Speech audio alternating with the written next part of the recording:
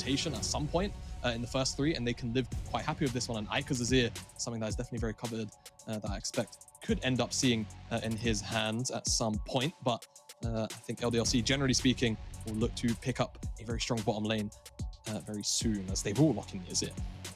I mean, locking the Wukong here as well is no bad thing, because it sets you up for a strong mid lane. Joe allows you to go towards that top side as well. But as you mentioned, they want to get their bot lane in early, and it's going to be the Sivir that's locked. Yeah, they played a lot of Sivir in the finals as, all right, here's where the shenanigans starts coming, I suppose.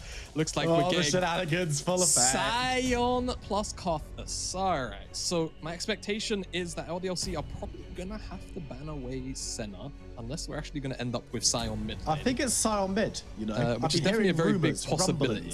So we'll track how this draft goes for Agoro, but for now, LDLC, they've just picked up the Titans of, we're taking the game to 30 minutes and we're gonna scale and outscale you. So LDLC, I think correct response, take away the Senna so there's no Senna plus Sion in the bottom lane. I wonder what else they could look to remove away. Would they be kind of remotely scared of here? Something like Seraphine from Laka could be an okay shout. Not really sure what else they would be happy to take away. But I think you could look at the Zeri, maybe just get rid of those. Just get rid of the Zeri. Like, if you're kind of afraid of ADCs in general, I think that's obviously the other good call. Just remove away that Zeri. I think the options are relatively open for LDLC in terms of what they actually do want to ban away, though. But Agoro focusing on some of those stronger pairings with the Sivir. They already know that they're going to be dealing with a very strong front-to-back teamfight composition. So taking away the Renata and probably another Enchana, I'd have to imagine, though they're actually kind of all gone. Renata, Lulu. Karma is the one that maybe could really dig down for Karma. I think at this point, maybe you'd be more happy to take away, you know, another follow-up engage, like perhaps the Nautilus, so that it's just off the table entirely. So there's not, you know, Ornn plus Nautilus with these very two consistent damage threats. That could also be a possibility. They take away DOS's Taric instead. Pretty cheeky call out, but I think that always leaves up the opportunity for this Rakan to slip through. And now you have the Ornn ultimate over the top. If it looks like it's going to find a couple of key targets, you can always just hit the kill switch, go in with the Rakan ultimate, and really start to nail in some of your damage. But what's Agoro going to round out this composition with? Because, you know, we said weird stuff. Ivan, Rengar, they like to do that kind of thing. Is it going to be... Well, all right. We get our answer. It's Yasuo and this Alistar in the bottom side. Yasuo, Alistar. So Alistar obviously 1-to-1 has a really good matchup into Sivir, right? Because Sivir spell shield can only block the headbutt and not pulverize, so you still eat the CC. And obviously Yasuo can follow up off of that, but also just kind of offers a nice amount of disengage potentially into the Rakan as an answer in the mid game. But what it does also give them is consistent physical DPS, because obviously they have the Karthus. LDLC are gonna pick up the Bel'Veth for Yike. Now, point of note, Yike has played a fair amount of Bel'Veth. He played it to round out their series against BDSA, where of course they picked up a victory. So LDLC, very familiar with this champion. I think this is the first game in groups. No, it definitely showed its head in play-ins. Yeah, it did, but I think it wasn't played yesterday. I don't think it was played yesterday. So for the groups enjoyers, you will get to see your first Bel'Veth game. We'll see how it ends up doing, because I think there's obviously a lot of misconception around Bel'Veth. Obviously, a champion that scales so heavily, you'd expect to be quite an sort of early game farmer. Honestly, whenever I see Bel'Veth in competitive play, if it doesn't snowball, it feels like it's kind of not that good. So I'll see what Yike ends up getting up to in this early game, because it doesn't really have a, you know, wide variety of setup in the early game to actually look for these ganks in the lanes. And he's definitely not going to keep up with a Karthus in terms of farming pace. So let's see what exactly Yike gets up to there on the Bel'Veth pick. Very exciting drafts on both sides, though. We spoke a lot about that front to back from LDLC. Speak about a Go Rogue. I think I'll just be real with you guys. We're just looking for explosive engages from Promiscue at Knight. Probably a strong top side 2v2 to look to play around as well. Knight's probably kind of just going to try and be a bit of a priority bot. Soak up loads of poke damage, but look for first move as frequently as he can. Try and assist Rebel on whatever play he is trying to make. But these fights will almost certainly be very, very explosive. With Rakan in the game, with that Ornn as well on the opposite side. Always looking for poking and prodding engages. See how things go. Let's run to the final game of the day. Yes, we are. As we've got a Rogue on the blue side, LDLC on the red. First appearance for both of these two teams here at the Summer 2022 Amazon European Masters. Semi-finalists from last season, of course, LDLC finalists last season.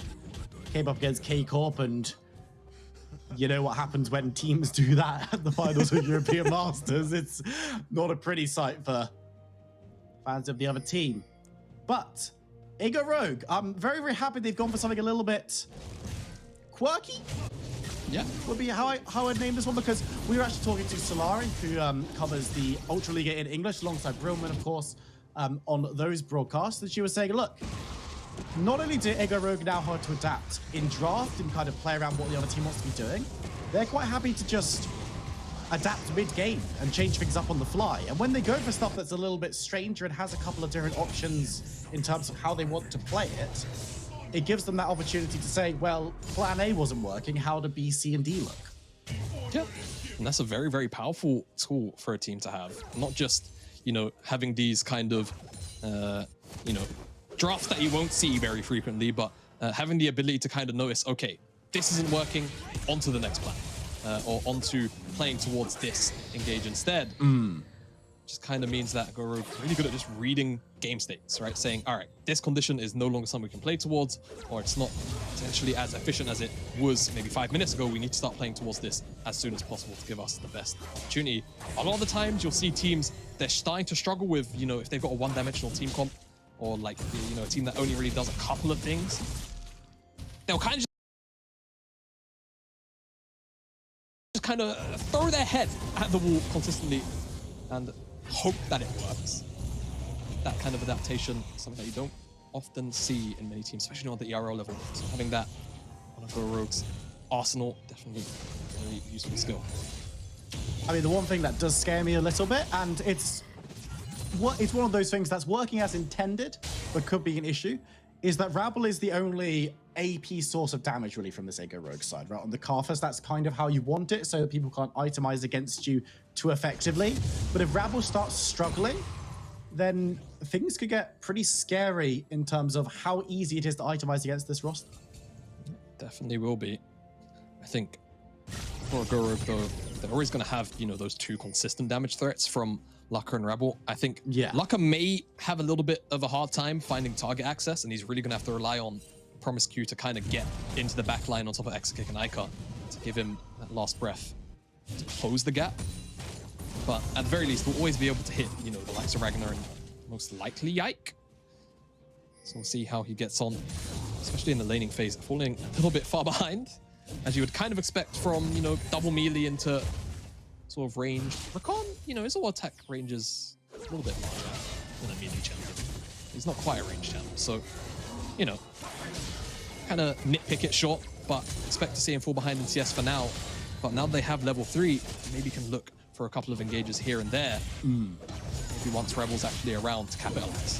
Absolutely, and that's a double knock-up to help this one through, but Promiscu does need to be careful as he is ignited down, has to hold on to that stun, get some damage down onto Exakick, and Rabble is the first responder, which means that LDLC could be in trouble. Laka looking to cut down, Exakick goes low, still alive, they haven't even turned off to him. Guys, Sivir, you need to go and do that.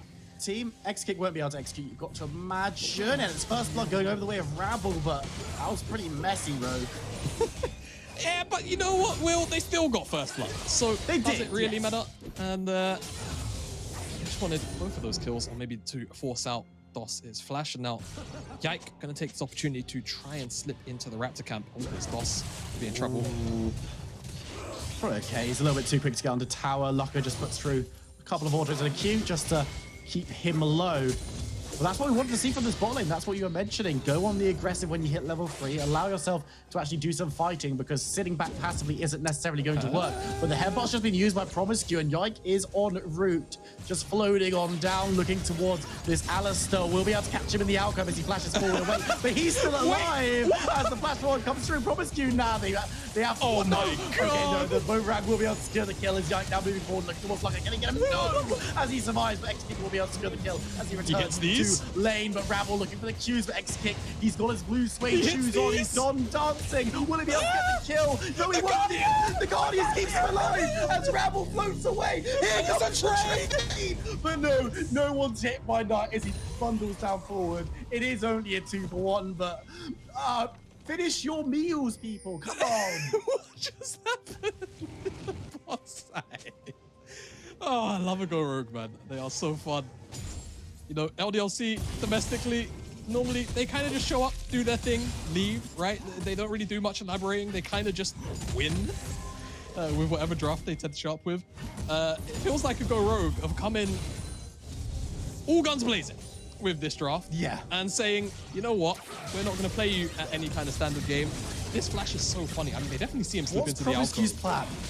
What's the plan here, lad? It's not to live, I'll tell you that, but he still gets the double lockup. That sets up for Lucka and Rabble to actually open up here onto Yike, who isn't able to actually find much damage. See, Extra Kick doesn't dodge out on the first couple of Qs, but then Rabble, we've all been there. If you're a Karthus player, you know, you miss a couple, and unfortunately the Guardian proc comes in. Flash comes out, and then the train shows up, and it's just a brief moment of heart attack. Because speaking of heart attacks, we're back at it. Promiscu gets the engage down onto Dos, looking for the damage. Nice knock-up, catching out onto Promiscu. Yike is chasing forward. Can he get the kill? Yes, he can, but isn't level 6, so can't reset just yet. Moving forward, looking for damage on the lock-up. He's going to slide on through. The damage is massive. It's a shutdown going the way of Rabble as well. These fights, it's crazy. It's 2 for 2. It's just a 2 for 2. That could have gone so wrong for LDLC. All of that chain CC coming through. Rebel has now just hit level 6 pretty early on in the game. Karthus is enjoying these team fights right now. 6 stacks on the Dark Seal. Lost chapter already. He is on his way to that fast Leandries. This is exactly what LDLC don't need, is a Karthus getting hyper-fed. I think the only positive thing to note really is that Exakit can always spell shield the ultimate.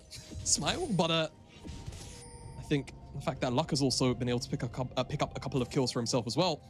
The kills are kind of going where they need to the back pocket of the damage threats. We didn't actually get to see how this started up, and it looks like LDLC just wanted the red buff.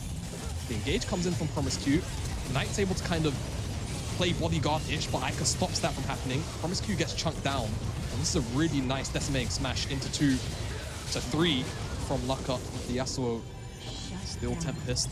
But again, it's just a 2 for 2. The crucial thing to know is that Rabble picks up an additional kill on a shutdown at that.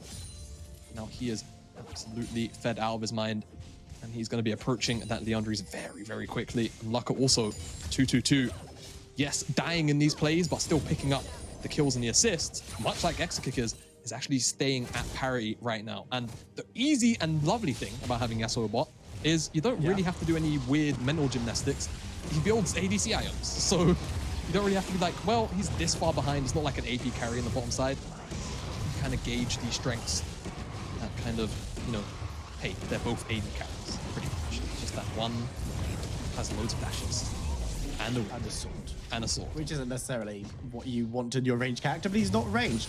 I'm just sitting here looking at Rabble on the Karthus, just like rubbing my hands together, because you know what? Members of LDLC have been escaping team fights with about 100 hit points.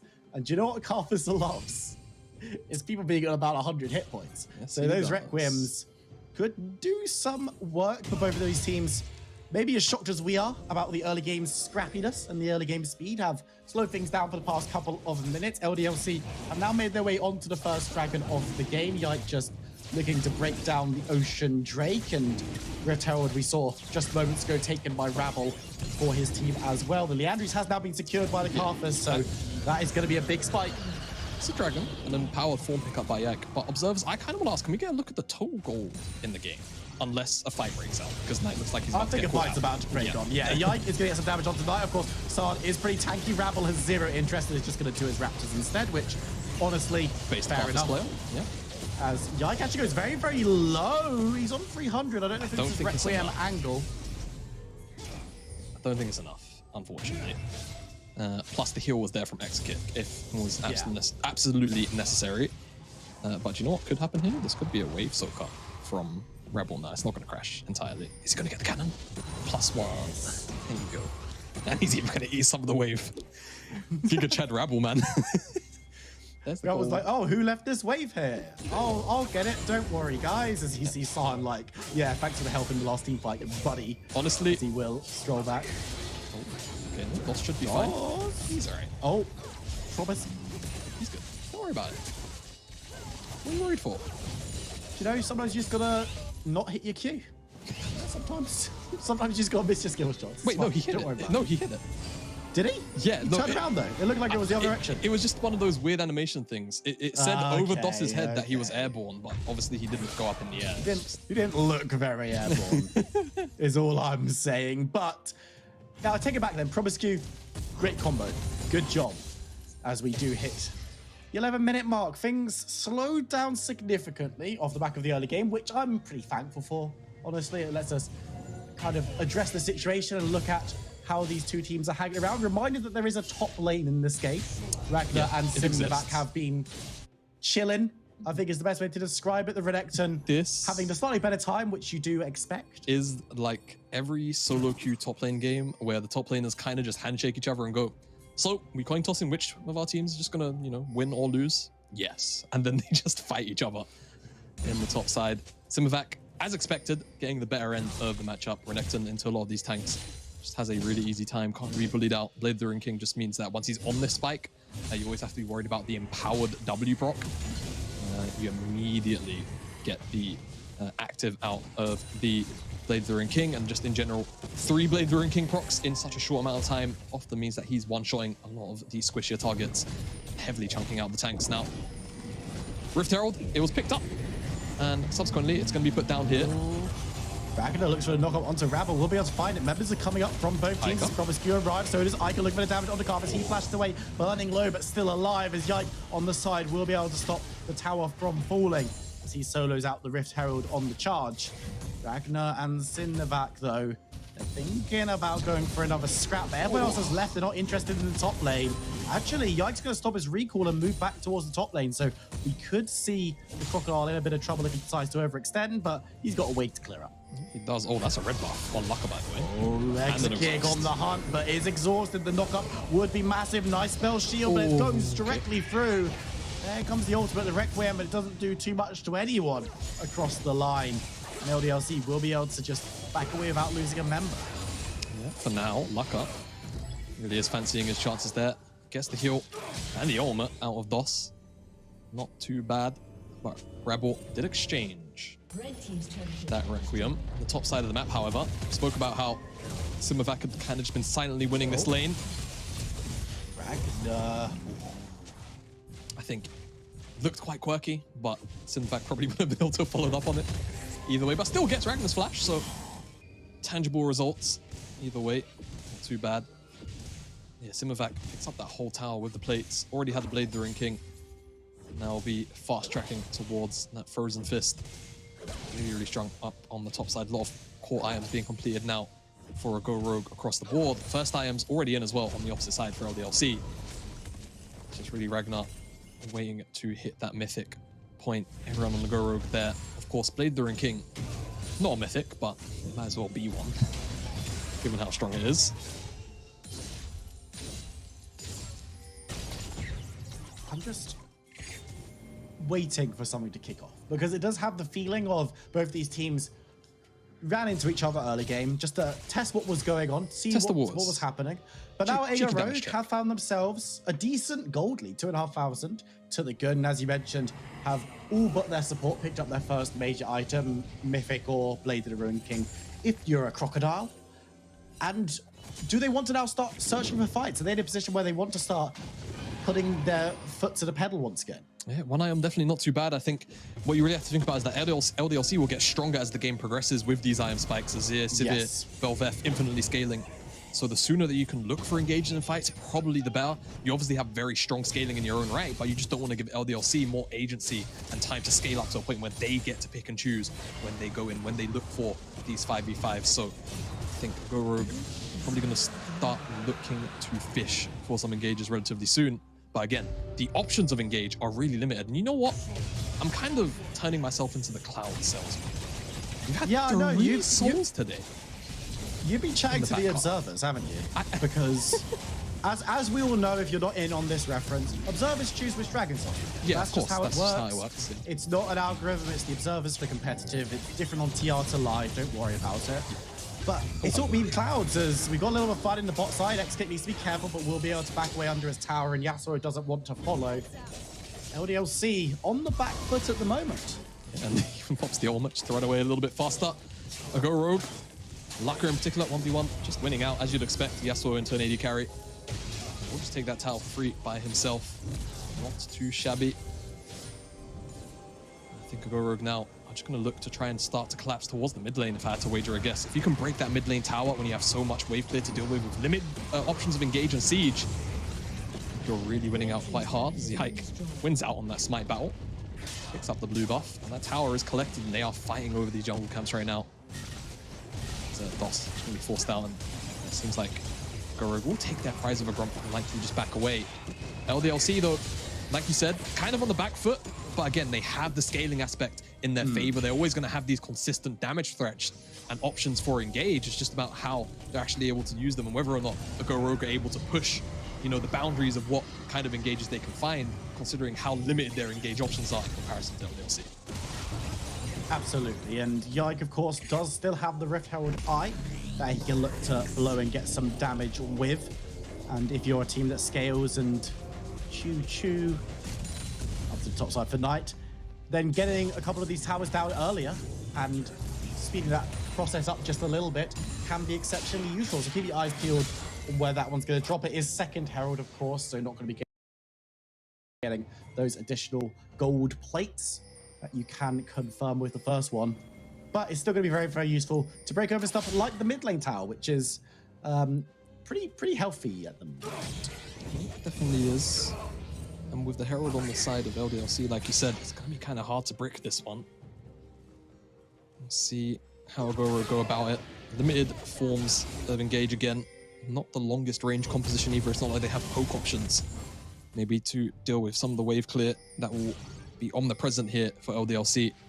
And LDLC, they're the kind of team that will just play slowly if they have to, or they can just get engaged on. No, Rogue aren't interested in playing this one slowly as they dive on board, but Yike is here, empowered to the nines as teleports come on through. LDLC disengage. All the falls got blocked by Lucka. Windwall denying that one. LDLC, they pull out all the stops, and they do manage to stop Rogue for now. They didn't really hit on that point too much. The fact that Yasuo was in this game against the Ornn can always windwall the Ornn ultimate. So imagine if that windwall wasn't there, the re-engage could have definitely been on for LDLC, and the chase down could have ensued. Lucka just does a good job of holding that one. I think that's going to be a very important cooldown to track, actually, because outside of that Ornn ultimate, doesn't really have to spell shield too much besides the Sivir. So I think he's likely going to be holding on to that windwall every single time he knows that Ragnar could be looking for something here. Speaking of top laners, damage coming through. Knight goes over the wall, but can he escape? Can he survive? He has got passive, so will be involved as Sinnovac runs on through, looking for Iker as the target. Have deleted him, and now turning towards Yike, who's going on through. DOS is there as well. Ego Rogue are coming. The first one there is going to be Lucka, looking towards DOS and Yike. Can't find the damage onto the Rakan, but it's really bigger fish that he is hunting, but can't find Yike this time around. DOS jumps out as well, and LDLC pretty criminal. Will be able to get away from this one. Promiscu driving on forward to stop the re-engage from achieving too much. And Lucka decides not to pull the trigger on the ultimate. Not sure whether to say Lucka was pretty unlucky on those Qs or that was just really fancy feet from LDLC. Either way, the end result is the same. They walk away with what feels like a bit of a heist, to be honest with you. Knight will return back out onto the map on the bottom side via a teleport. And this Cloud Dragon now spawns in 40 seconds. I think we start to track a lot of the IM completions again, where these champions are at in overall strength. Ragnar, despite falling quite far behind, actually has 2 items completed because they're significantly cheaper than Silverback's. Also had the free boots to work with, and this Herald will charge into the mid lane and briefly give LDLC first move from the mid lane. You'd have to imagine by 15 seconds left on the Dragon Spawn up. That might not actually amount to too much, as well, they're extended here. The Hunter's being called and members of LDLC collapse on through. Simple as that for Exakick. Yeah, pretty over-aggressive there from Lucka. Like you say, very simple for Exakick to just pull the trigger on the Ulma and bring everybody else in. Now that tower will drop. This kick's quite low, but I think with the numbers disadvantage, they should still be able to play this one out. However, I think the key thing to know is that both Ulmas from DOS and Exakick burn, so they're just looking for a play on the top side. Going to be called out as well. Pops the Dominus, but it doesn't matter, as it will be an easy secure for Yike. Yeah, really good stuff from LDLC. I think they recognize they can't contest the bottom side because Exakick gets chunked out, so they just go towards the top side of the map. Cloud Dragon, you know, one Cloud Dragon giving out at the end of the well.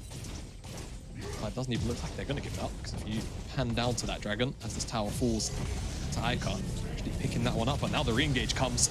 Oh, it's a 2v2. Promiscu stops in his track, still has the pulverize available as Knight bit too slow to chase up and probably doesn't want to without the damage in tow. LDLC get away with it once again. The dragon was actually stopped, so no one secured that one. But Jamada, you know what? I've been pretty lenient on you today. Oh yeah. We've already had a once in this game. We haven't played our favorite game. Oh. Name the ornament. Jamada, what's the ornament? Cool. Oh, you're gonna be saved for a second. His X kick may well be in trouble, dancing away, but can't escape. The damage comes through Locker, and he will be able to secure the kill. But Doc now looking to try and get some damage down. Here comes Yike. He doesn't survive, as now he's looking towards Promiscue. It looks like Belveth might be able to take down the cow. Will be able to for the double. The resets are there. And it's all about LDLC. It feels like momentum has swung. It really does. I mean, the Go Rogue just getting a little bit too over eager. Specifically, honestly, it's just luck. He really wants these solo kills. I mean, technically, it does take him down, but his life sacrificed alongside Promiscue's means that LDLC will pick up this dragon. But both these teams miles away from the soul. That's not going to be in the equation for at least another 10 minutes at the earliest. But gold swing, momentum swing, back over to LDLC. And again, the more standard composition, the ones that we're always going to understand how they function, what they do. The knock-up just lands. Simple as that. Doesn't get spell shielded. X kick, spell shield, some of the damage after the fact. Able to flash away from the Q. Knight does follow. And I think DOS helps out with the Guardian proc with his E. But also, it looked like he might have cancelled an auto attack with his W, hard to tell. Promiscue follows his ADC to the grave, and will unfortunately fall, as of course, the resolving play was that dragon. Yeah, that's all very interesting, but what's the item called? The what? The ornament. This Wait. fight's not going anywhere, we got time. No, it looks like it's going somewhere, to be honest. No, it's cool. What's the item called? It's like, it starts with You should an actually R. know this one. It starts with an R. Always builds this one. Yeah, it so starts it's with always an the R. first Okay, one. it's like grasp, something grasp, like something forge grasp. That's all I'm giving. All right. By the way, some of that. All right, he's not gonna chase him. No, they're chilling. They want to know too. What's it called? I actually know the answer to all of the items on the list, so this is fine for me. This is Rhyme Forge grasp. Yeah, it is! Clapping chat for Jamada. I'm such a nerd. It's only taken like a year and a half of casting with me to learn the name of literally one item. If you've got a tournament that needs a caster, make sure to @Jamada casts. It's not even my handle. I don't know what your handle is. I don't look at your Twitter. Don't be stupid. Fortunately, we'll check back in when more ornaments are built, so don't you worry. There's plenty of time left in this game. And it does feel like there's plenty of time because LDLC were behind. They've got the tempo and the stabilization, but this composition doesn't necessarily win super quickly. No, it doesn't. I think key thing to note as well is that Go Rogue are actually on a pretty heavy spike here. They've got 2 items across the board.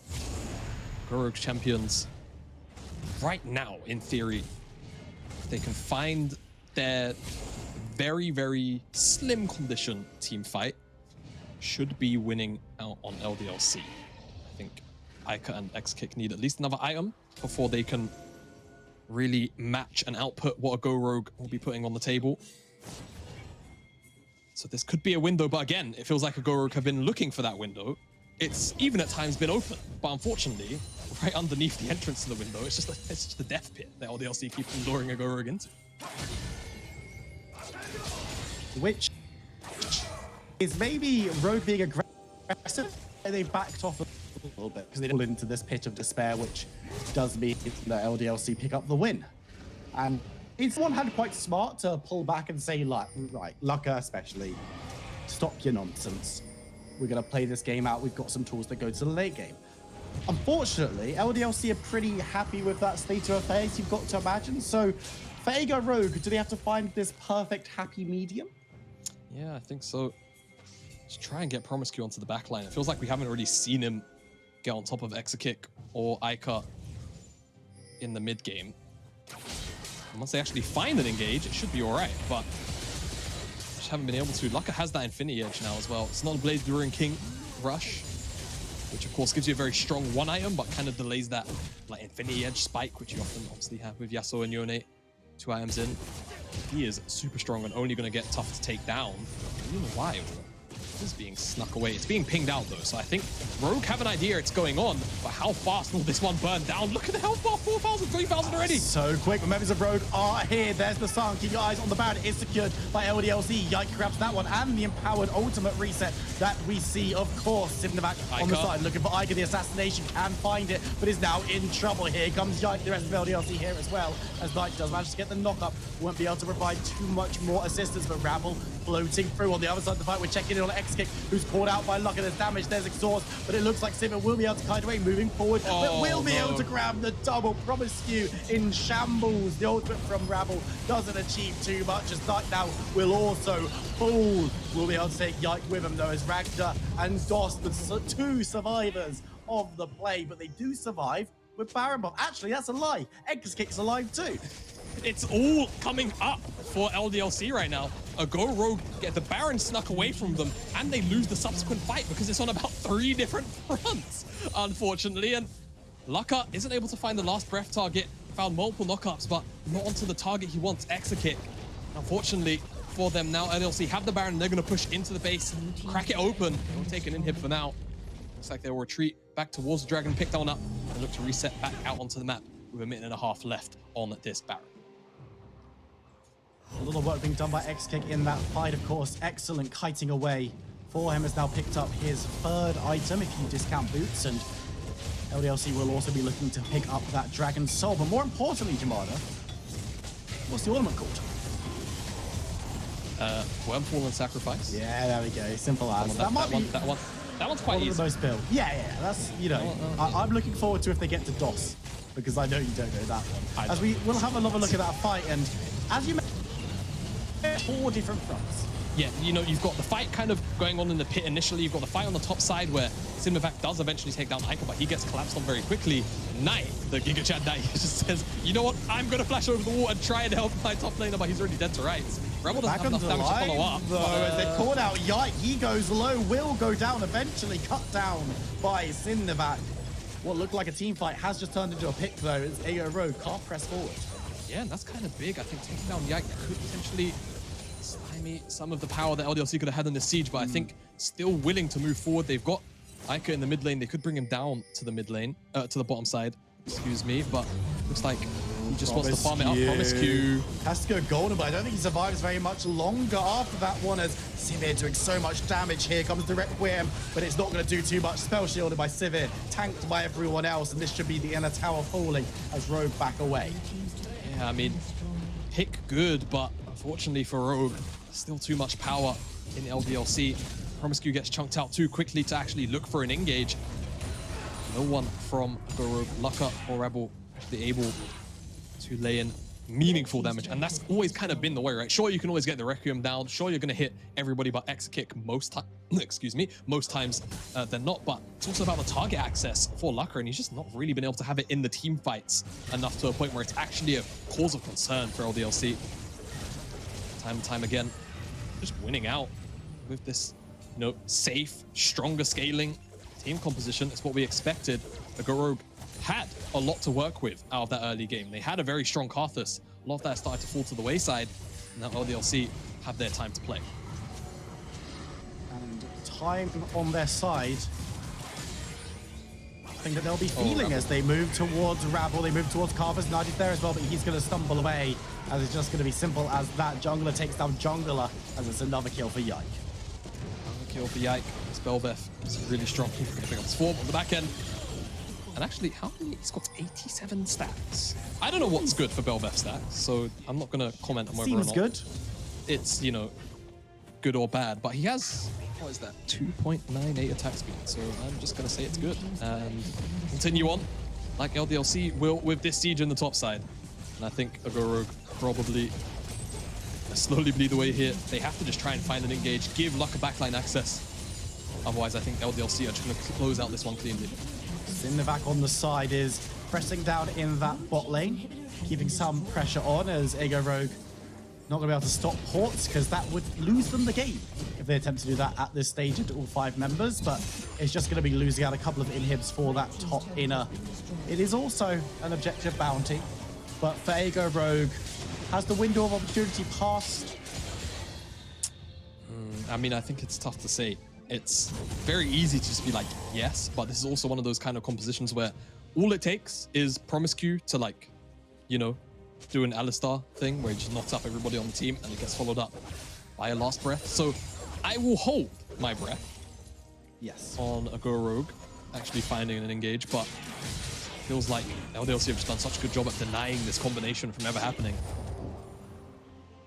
As we kind of expect from them as the first team for LFL. It's like the most winningest team. I keep on saying this phrase, the most winning team. Winningy. That's not right. Like, it can't be, but point is, they win a lot. They don't really know what it's like to lose too frequently, this lineup. And, well, except European Masters Spring Finals. Am I right, K-Got fans? I miss the K-Got. Yeah, so do I, man. I miss the banner that I had of them. I wonder, like, what do you reckon the mischief? It was great, though. No, do you know what? Do you know what? You're putting it off. What's the Ricard's ornament called? It's... That's not a word. Just for heads up, for those of you who don't watch that much League of Legends and just tune in for European Masters, this dude has cast LEC and LPL this split and doesn't know the name of this item. Yeah, by the way, Baron's going down. It's dead. Yeah, I know. Nice actually gone in for it. It will be secured as LDLC. You've got to imagine that they take his fight, but Lucka dancing around his wind wall. A lot of damage going to come through from the wet ground, but it is Spellshoot. X-Kick actually runs down, so we just take a decent amount of damage, but so does the Ego Rogue line of LDLC are ripping them to shreds. X-Kick untouched as Simnavac, last man standing. Rabble actually floats down mid lane to escape as well. I don't know if the Crocodile will be able to do the same as Yike smites for the slow, knocks up for the damage, and Ragnar helps with the kill. It should be simple as that teleport comes through to the mid lane. LDLC once again take down Ego Rogue. Yep, the semi-final rematch is going to end exactly how it started, with LDLC taking down a Go Rogue. Keep their clean record against them this year. They will go 1-0 up in the group to end out the day. A Go Rogue, you have to credit them for coming out with a spicy draft yet again. Unfortunately, after the early game,